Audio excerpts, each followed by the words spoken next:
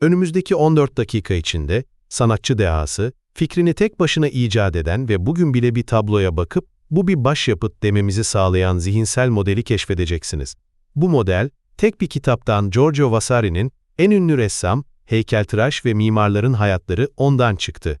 Bu sadece bir biyografi derlemesi değil, sanat hakkında düşünme biçimimizi kökünden şekillendiren bir manifestodur. Batı sanatının kim kimdir listesini yani kanonunu yaratan metindir. Peki bunu nasıl başardı? Ve neden yüzlerce yıllık eleştiriye rağmen hala Vasari'nin kurduğu dünyada yaşıyoruz? Giorgio Vasari, 16. yüzyıl Floransa'sında yaşayan başarılı bir ressam ve mimardı. Yani anlattığı dönemin sonunda Rönesans zirvesindeydi. Geriye bakıp kendisinden önceki 250 yılı Cimabue'den başlayarak kendi zamanına kadar olan süreci yazmaya karar verdi. Ama bunu tarafsız bir tarihçi gibi yapmadı. O, bir davanın adamıydı. Davası, Floransa'nın sanatsal üstünlüğüydü. Kitabını şehrin hükümdarı, Dük 1. Cosimo de Medici'ye ithaf etti. Bu ithaf, kitabın anahtarını verir. Vasari'ye göre, sanat, Medici ailesinin ve Floransa'nın himayesi altında yeniden doğmuş ve mükemmelleşmişti. Dolayısıyla bu kitap sadece bir sanat tarihi değil, aynı zamanda bir kültür propagandasıdır. Sanatın merkezinin Floransa olduğunu, en büyük dehaların Floransalı olduğunu ve bu dehanın zirvesinin, Vasari'nin kendi çağdaşı ve idolü olan Michelangelo olduğunu kanıtlamaya çalışır. Bu önyargıyı anladığımızda, kitabın fikirlerinin ne kadar devrimci ve aynı zamanda ne kadar sorunlu olduğunu görmeye başlarız. Vasari'nin ölmeyi reddeden ilk büyük fikri, sanat tarihini bir ilerleme anlatısı olarak kurgulamasıdır. Ondan önce sanatçılar hakkında yazanlar vardı ama hiç kimse bunu biyolojik bir evrim gibi, doğan, büyüyen ve olgunlaşan bir organizma olarak anlatmamıştı. Vasari için sanatın bir yaşam döngüsü vardır, ilk dönem, sanatın çocukluğudur. Bu dönemin kahramanı, Cimabue'dir. Vasari'ye göre Cimabue, sanatı yüzlerce yıldır esir alan kaba, cansız Yunan usulünden, yani Bizans sanatından ilk kurtaran kişidir. O, resim sanatına ilk ışıkları veren kişidir. Bu ifade bile tek başına bir devrimdir. Çünkü Bizans sanatını, yani o dönemin yerleşik ve saygın sanatını, bir anda karanlık ve kaba, bir dönem olarak yeniden çerçeveler. Sanat tarihi, bir ilerleme hikayesi olacaksa, bir karanlık çağın varlığı şarttır.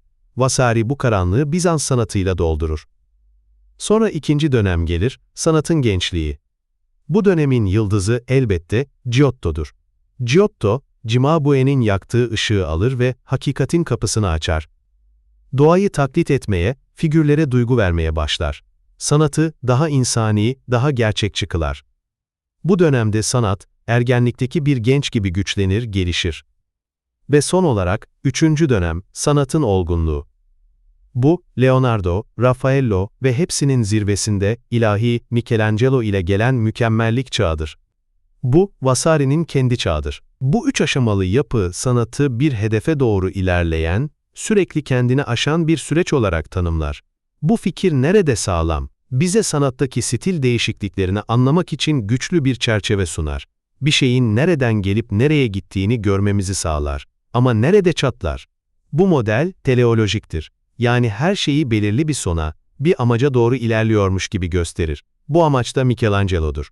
Bu bakış açısı, Michelangelo'dan önceki her şeyi eksik, ondan sonraki her şeyi ise potansiyel olarak bir düşüş olarak kodlar. Ayrıca Floransa merkezli bu ilerleme çizgisine uymayan her şeyi, örneğin Siena veya Venedik ekollerini, ikincil veya daha az önemli olarak konumlandırır. Sanatın doğrusal bir şekilde geliştiği fikri, son derece sorunlu ama bir o kadar da kalıcı bir mittir. Bugün bile eski ustalar dediğimizde, aslında Vasari'nin yarattığı bu hiyerarşinin dilini konuşuyoruz. Vasari'nin ikinci ve belki de daha etkili fikri, sanatçı dehası mitini yaratmasıdır. Vasari'den önce ressamlar ve heykeltıraşlar, birer zanaatkar olarak görülüyordu. Marangozdan, demirciden çok da farklı olmayan, loncalara üye, sipariş üzerine iş yapan yetenekli ustalardı. Vasari, bu zanaatkarı alır ve onu tanrısal bir ilhamla donatılmış, doğuştan yetenekli bir sanatçıya dönüştürür. Bunu nasıl yapar? Anekdotlarla. Biyografileri sanatçının karakterini, tuhaflıklarını ve dehasını kanıtlayan küçük hikayelerle doldurur. En ünlüsü, Cimabue'nin genç Giotto'yu kırlarda bir taşın üzerine başka bir taşla koyun resmi çizerken keşfetmesidir. Bu, basit bir biyografik detay değildir. Bu bir kuruluş efsanesidir. Dehanın eğitimle değil, doğayla geldiğini, tanrısal bir lütuf olduğunu ima eder. Giotto, bir atölyede yetişmiş bir zanaatkar değil, doğanın kendisinden öğrenen bir harikadır. Bir başka meşhur hikaye, Papa'nın elçisinin Giotto'dan yeteneğini kanıtlayan bir çizim istemesidir. Giotto, pergel kullanmadan, kolunu hiç oynatmadan, tek bir fırça darbesiyle mükemmel bir daire çizer ve elçiye "işte bu" der. Bu, Giotto'nun olsu hikayesi, sanatçının sıradan insanların anlayamayacağı, kendine güvenen, neredeyse ilahi bir yeteneğe sahip olduğu fikrini pekiştirir. Sanatçıyı diğer ölümlülerden ayıran bu deha kültü, romantik ve güçlü bir fikirdir. Ama aynı zamanda, sanat üretiminin kolektif doğasını, atölyelerin, yardımcıların, patronların rolünü ve toplumsal koşulları görmezden gelerek, her şeyi tek bir kahramanın omuzlarına yükler. Sanatçının bir marka haline geldiği modern sanat piyasası, köklerini Vasari'nin yarattığı bu kahraman mitinde bulur. Artık bir esere baktığımızda sadece tekniği değil, arkasındaki dehayı, sanatçının kişiliğini arıyorsak, bunun mucidi Vasari'dir. Üçüncü temel fikir ise, Floransa'nın sanat evreninin merkezi olarak kutsanmasıdır. Kitap, baştan sona bir Floransa güzellemesidir. Vasari, patronu Duke Cosimo'ya yazdığı ithafta şöyle der: "Sanatlar sizin devletinizde, dahası sizin kutlu evinizde yeniden doğdu." Bu, son derece politik bir ifadedir. Sanatın yeniden doğuşu, yani Rönesans, Floransalı bir olgudur ve bu olgunun hamisi Medici ailesidir. Vasari'nin anlattığı tarih, bu önermeyi kanıtlamak üzere düzenlenmiştir. En büyük yenilikçiler, Cimabue, Giotto, Brunelleschi, Donatello, Leonardo, Michelangelo, hepsi Floransalıdır veya kariyerlerinin en önemli kısmını Floransa'da geçirmiştir.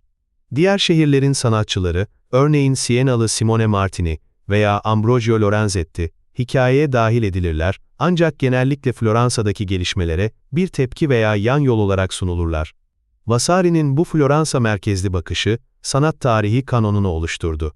Kanon, yani bir sanat dalında en önemli ve değerli kabul edilen eserler ve sanatçılar listesi, onun bu tercihleriyle şekillendi. Yüzyıllar boyunca sanat tarihçileri, Vasari'nin görmezden geldiği veya küçümsediği sanatçıları, kadın sanatçıları, İtalya dışındaki ekolleri, gün yüzüne çıkararak bu kanonu kırmaya ve genişletmeye çalıştı. Ama bir kanon fikrinin kendisi, ilk ve en güçlü ifadesini Vasari'de bulur. Bugün Uffizi Galerisi'nde gezerken, aslında Vasari'nin anlattığı hikayenin koridorlarında yürüyoruz. Yolculuk Cimabue ve Giotto ile başlar ve Michelangelo odasında doruğa ulaşır. Müzenin kendisi, Vasari'nin kitabının fiziksel bir tezahürüdür. Ve tüm bu eleştirilere rağmen, bu kitap neden ölmeyi reddediyor? Çünkü Vasari'nin inşa ettiği yapı, Batı dünyasının sanat hakkında düşünme biçiminin temel işletim sistemi haline geldi. Ondan kurtulmak neredeyse imkansız, çünkü onun diliyle düşünüyoruz. Sanatı dönemlere ayırmak, Rönesans, Barok ve benzeri, stillerin evrimini takip etmek, kilit usta figürler üzerinden tarihi anlatmak, bunların hepsi Vasari'nin modelidir. Bir sanat galerisine gittiğimizde, eserlerin kronolojik olarak, ustadan çırağa bir ilerleme mantığıyla asıldığını görürüz. Bu, Vasari'nin düzenidir. Bir eserin değerini tartışırken, sanatçının hayatından anekdotlar anlatıyor, onun ne kadar devrimci olduğunu, kendinden öncekilerden nasıl koptuğunu veya sonrakileri nasıl etkilediğini söylüyorsak, Vasari gibi konuşuyoruz demektir. Jackson Pollock'un bir tablosuna bakıp, "Bunu benim çocuğum da yapar" diyen birine karşı, onun hikayesini, soyut dışavurumculuğu nasıl başlattığını, sanatın temsilcilikten soyuta doğru ilerleyişindeki yerini anlatarak cevap veririz. Bu, tamamen Vasari tarzı bir düşünme biçimidir. Sanatı, sanatçının hikayesi ve tarihsel bir anlatı içindeki yeri üzerinden meşrulaştırırız. Kitap ölmeyi reddediyor. Çünkü bize sadece biyografiler değil, sanatı anlamak ve hakkında konuşmak için güçlü, kalıcı ve tekrar tekrar kullandığımız bir hikaye anlatma biçimi verdi.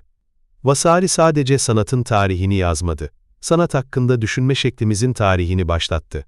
Bize bir hikaye anlattı ve biz o hikayenin içinde yaşamaya devam ediyoruz ve işte bu yüzden ölmeyi reddediyor.